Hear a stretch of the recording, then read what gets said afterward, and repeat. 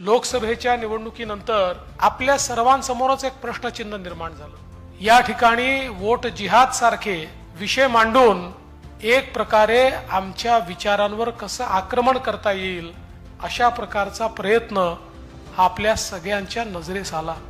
आपल्याला कल्पना आहे की या देशाचा इतिहास सांगतो, जेव्हा जेव्हा इथला सनातन विचार, जेव्हा जेव्हा आमचा धर्म, जेव्हा जेव्हा आमची संस्कृती, आमचे संस्कार हे कमजोर झाले, त्यावेळी आम्ही गुलामगिरीत गेलो। आणि ज्या वेळी आमच्या संतांनी धर्म जागरण केलं, आमच्या संतांनी समाज जागरण केलं, ज्या वेळी या भिंती तोडून टाकल्या आणि एक संघ समाज उभा केला, त्यावेळी दिग्विजयी भारत हा आम्हाला पाहायला मिळाला।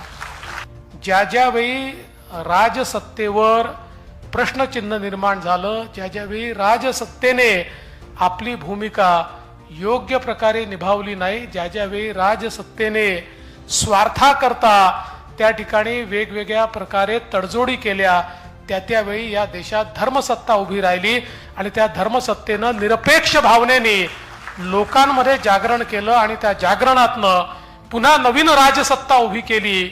आपल्या देशाच्या इतिहासामध्ये धर्मसत्तेने राज्य केलं असं आपल्याला कुठेही दिसत नाही।